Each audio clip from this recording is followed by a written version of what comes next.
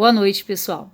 Bom, nós vínhamos trabalhando nos grupos de Whats, para aqueles alunos que vêm acompanhando as atividades e que são quase todos da turma 211 e 212, salvo algumas exceções.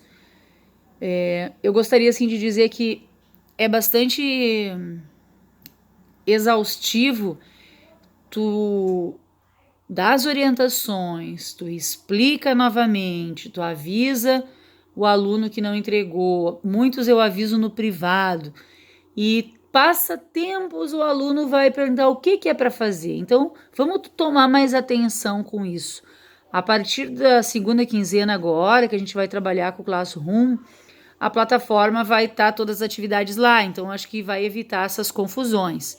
Vocês vão ter datas para postar, né? Então vai ser um pouquinho diferenciado.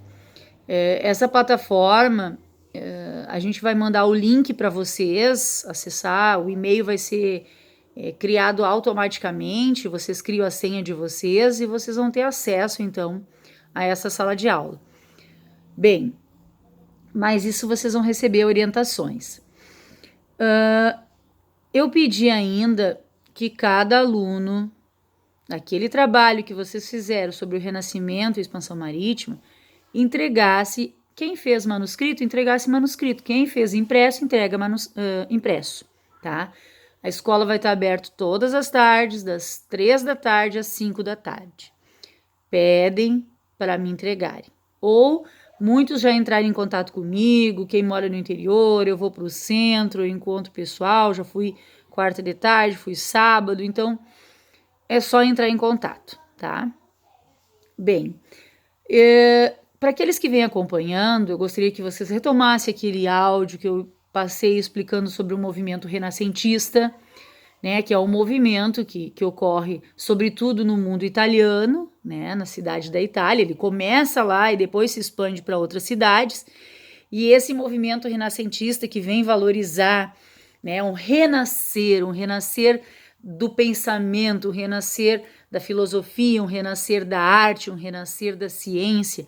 Então ele é um marco para esses homens da Idade Moderna, porque há uma nova forma de pensar. O movimento renascentista traz exatamente isso, né? É uma nova forma de aqueles homens que durante toda a Idade Média, né, viviam sobre, entre aspas, aqui a custódia da igreja, mas tendo Deus como centro de tudo, eles vão passar agora a uma valorização desse homem, tá? Dentro desse movimento renascentista. E essa valorização desse homem vai trazer muitas ideias de que o homem é capaz, de que o homem pode. Esse homem vai começar a questionar muitas verdades que a igreja até então católica ditava, né? Dizia como algo, como um dogma, como algo que não podia ser questionado. E esses homens modernos vão passar então a questionar muitas verdades religiosas também. Sobretudo a ciência, né, que a gente vai ter um grande avanço nesse período, e o mundo das letras, né, o saber. As pessoas que não tinham acesso à leitura, que não tinham acesso ao conhecimento, isso vai ser disseminado de uma forma muito mais rápida durante o mundo moderno.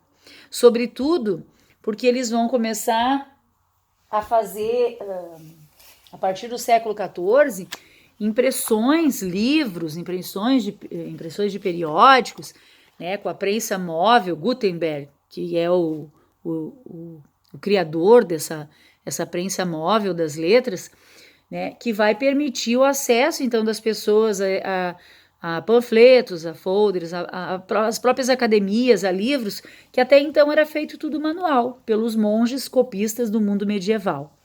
Bem, todo esse movimento, então, que vai influenciar sobretudo o meio urbano, que vai fazer com que esse homem, né, tenha comece a questionar muitas verdades bíblicas, ditas pela igreja até então, vai instigar nesse homem um desejo muito grande de se aventurar, de que ele pode, que ele é capaz. E aí nós tínhamos, né, naquele momento ainda se vivia a América aos olhos europeus não existia, né? Quem estava aqui eram os nossos ameríndios, os nativos. E a Europa, na verdade, o mar Mediterrâneo, né, que fica toda a bacia do Mediterrâneo ali na Europa, entre a Europa e o continente africano, ele era dominado pelo comércio pelos italianos. Então, o comércio que vinha do Oriente, se entrasse pelo Mediterrâneo, era dominado pelos italianos. Se entrasse, né, por terra, né, pelo Estreito de Bósforo, então atravessaria o Estreito de Bósforo, que divide os continentes europeu e asiático. Ali nós tínhamos, então, os turcos, que no século XV invadiram a cidade de Constantinopla, e ali os produtos passavam por eles, então, como intermediários. Então, o que os europeus sentiam necessidade? De procurar um novo caminho que levasse às Índias, né? As Índias, eles queriam ouro, eles queriam realizar comércio, eles queriam uma nova rota para chegar às Índias e fazer comércio, que não passasse por esses intermediários que encarecia muitas vezes os produtos, né? Sobretudo as especiarias, que era um momento em que não havia energia elétrica, e esses grãos davam sabor e ajudavam também a conservar os alimentos. Pois bem, eles então, os europeus, né, vão começar a questionar muitas coisas que a igreja dizia até então. A igreja dizia que a terra era plana, que o mar era impossível, o Oceano Atlântico de ser navegável, porque ali habitaria monstros marinhos, sereias que iam hipnotizar os navegadores, né? Ou determinado momento do mar eles teria precipícios, cachoeiras, e ali eles iam, né, acabar morrendo. Então, todas esses dogmas, esse imaginário que a igreja trazia, ele vai passar a ser questionado por esses homens modernos, juntando esse desejo de aventura, de necessidade de buscar uma nova rota comercial para as Índias. Nós temos alguns países da Europa que vão se lançar na frente, como é o caso de Portugal. Portugal vai ser o primeiro, o pioneiro, né, nas navegações. Então, quando Portugal tinha várias razões para ser o primeiro para se engajar nesse processo de navegação, né? Portugal ele estava na cara do Atlântico, né? Ele tinha uma tradição de pescadores, ele tinha navegadores que conheciam ali, né, navegando para o mar no norte ou o próprio mar Mediterrâneo, ele estava ali. Então, ele tinha navegadores experientes, ele tinha capital, porque nós tínhamos, no momento em que a Europa era governado por monarquias, né, governo do rei de forma absolutista, onde o rei tinha um poder total, Portugal já estava se organizando, né, já tinha esse governo organizado, um governo forte, um governo centralizado que ajudaria a financiar, então, né, essa monarquia, esses reis, ajudariam a financiar, então, esse empreendimento da navegação. E Portugal vai escolher chegar às Índias contornando o continente africano, né? E isso ele vai fazer durante praticamente todo o século XV. 1415 ele conquista o norte da África, a cidade de Ceuta, né? Depois dobrando o cabo de Bojador, né? No continente africano, ele chega lá na pontinha na África do Sul, no Cabo das Tormentas, que depois passou a ser chamado de Cabo da Boa Esperança. E em 1488, então veja, ele passa, né, praticamente 70 e tantos anos navegando para chegar ao sul, né, a parte sul do continente africano, para em 1498 chegar a Calicut, então, nas Índias. Então, de 1415, quando ele conquista o norte da África, ele vai contornando o continente africano e vai chegar nas Índias só em 1498.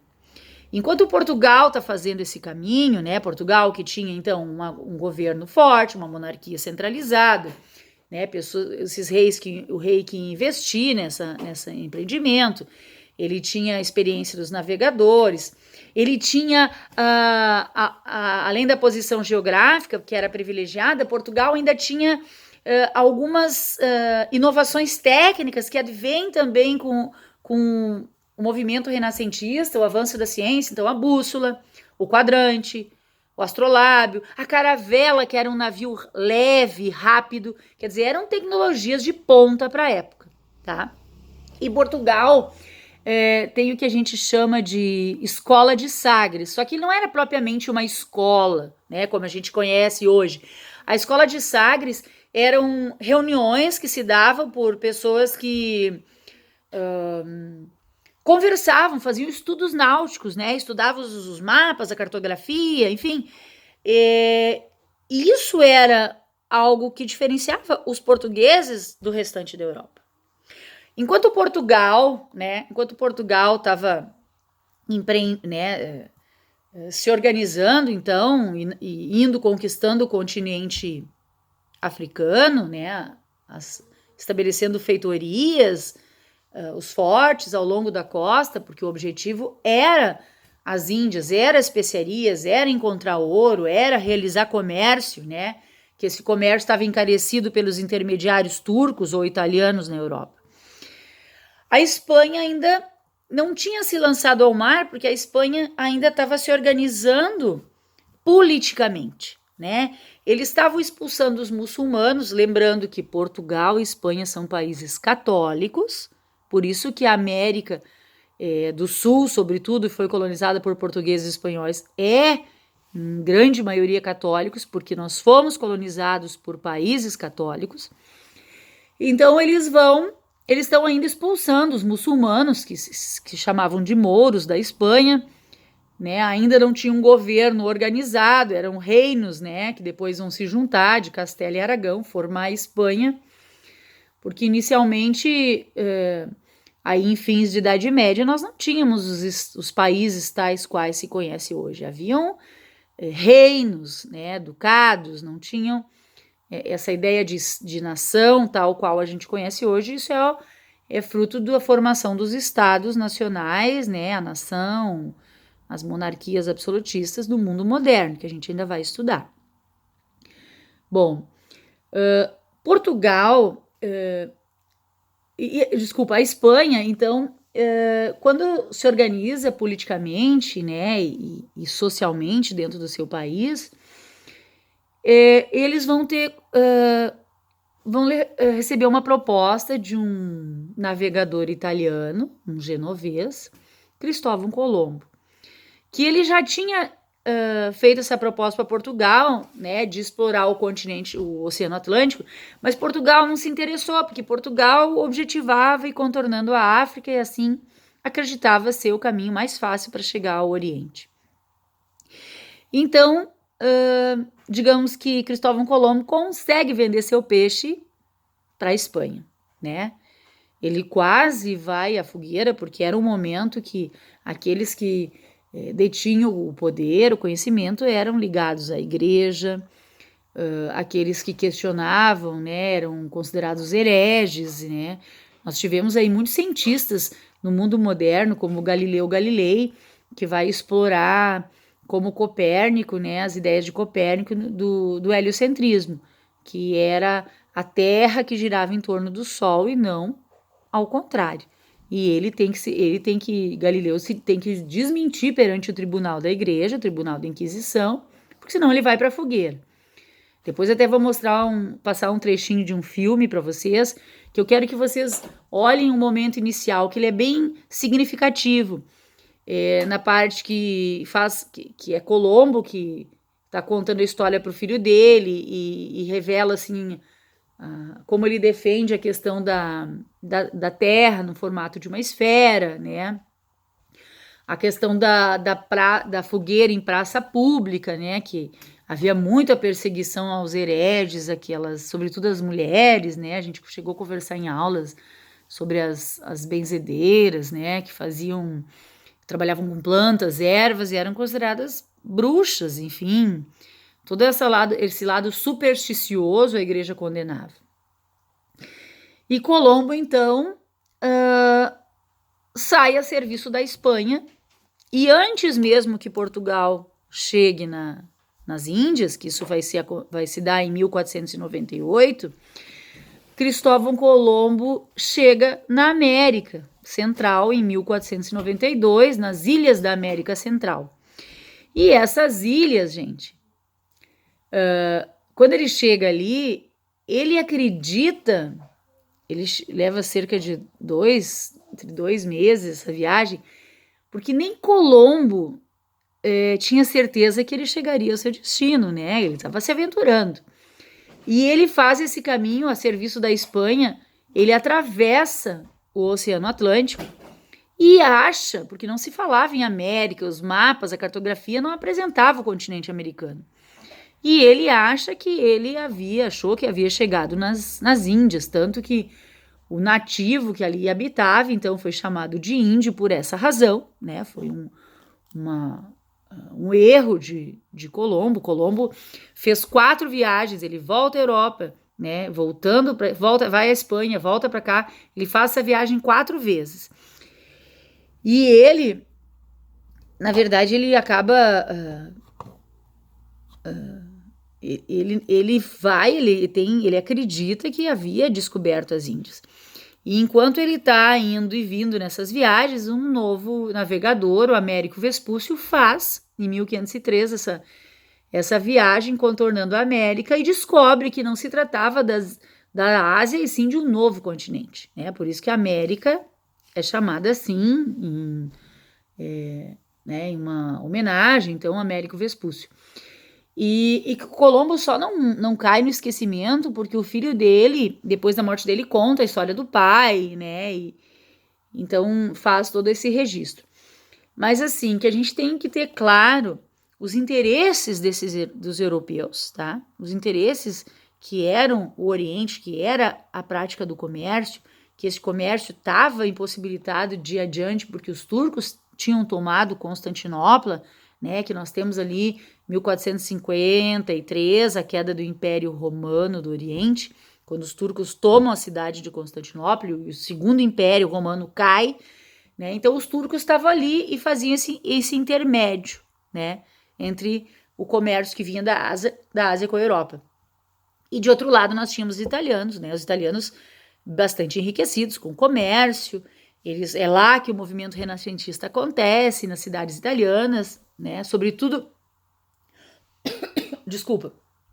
pelo dinheiro desses comerciantes. Bom, pessoal, eu queria assim trazer alguns elementos sobre a expansão marítima, né? Que eu acho que é importante frisar.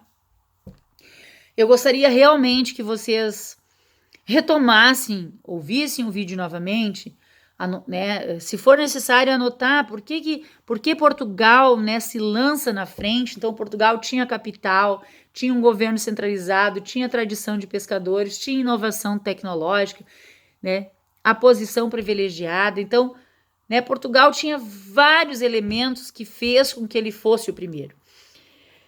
E lembrando, pessoal, 1492, Colombo chega à América.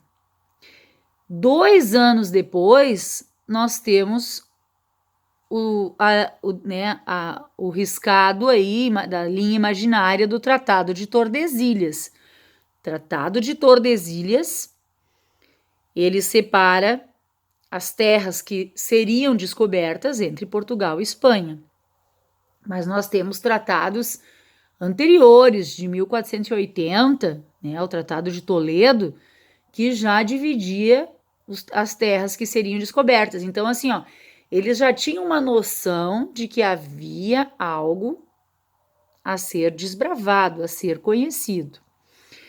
E em 1492, eles fazem um tratado que a gente chama no ano seguinte, a descoberta da bula intercoeteira, eles dividem as terras que seriam descobertas, as que fossem 100 léguas, né, das ilhas de Cabo Verde. Então, assim, essa distância, eles percebem que ela é maior. Então, em 1494, né, eles fazem, então, um novo tratado, o Tratado de Tordesilhas, né, E o Tratado de Tordesilhas, gente, deixa eu ver se eu tenho aqui, que eu queria... Não. O Tratado de Tordesilhas, então, vai ser um marco. Então, vejam, Brasil, América, né, a chegada desse homem no Brasil em 1500, isso se dá depois, né? Depois ainda que o português chega, né, ele chegou em 1498 na Ásia e em 1500 ele vem para o Brasil. Vocês fizeram um exercício acerca disso, né? Não se discute mais hoje se foi intencional ou se não foi. Isso não tem muita razão de se discutir, tá? Não tem muita importância do ponto de vista histórico. Aqui, ó, em 1479 e 1480 nós temos o Tratado de Toledo, que também era chamado de Tratado de Alcáçovas, né? 1493, o que eu disse, um ano depois da chegada do Colombo à América, o Tratado da Bula Intercoeteira, e 1494, então, o Tratado de Tordesilhas, né? Bem, eu vou ver se eu consigo, assim, uns videozinhos curtos, né, sobre a expansão marítima, que eu vou pedir para vocês, eu vou passar o nome do vídeo, que vocês procurem no YouTube, e que vocês assistam somente, eu vou dar tantos minutos desse vídeo, né? Porque é só a parte inicial que importa aqui nesse contexto, tá? Então eu gostaria realmente que vocês assistissem, né? Eu vou dar o nome do vídeo para vocês procurem, porque é muito pesado para mim passar para vocês. E assistam o trecho, né, que eu vou indicar, porque eu acho que vem a contribuir. Quanto à questão das atividades, gente, é bem complicado, assim, ó, vocês... a gente tem que dar conta, eu vejo, assim, de todos os alunos, e daí o professor tem que dizer o que o aluno não fez, né? Então, vamos nos organizar, anotem, peguem o caderno de vocês, assim que eu mando a atividade, anotem. Aí vocês sabem o que vocês têm que fazer, anotem no caderno, né? É um ano diferente, é um ano que não vai ser igual aos outros e até no final, né? Acredita-se que o terceiro ano volte antes, mas os alunos em sistema de rodízio. Então, nós vamos trabalhar com a plataforma um bom tempo, né? E o governo que está organizando essas turmas, então nos vem pronta do Estado, o Estado vai ter esse controle do que é trabalhado, de como vai ser trabalhado. A partir do momento que a gente possa fazer os fóruns, nós vamos terminar aquele seminário sobre, aqueles comentários sobre Idade Média, então eu vou organizando, vocês vão comentando o que vocês acharem interessante dos textos, né? E a gente vai discutindo. E a participação de vocês depois nos fóruns, né, também vai fazer parte do processo avaliativo, bem como os trabalhos. É diferente, gente?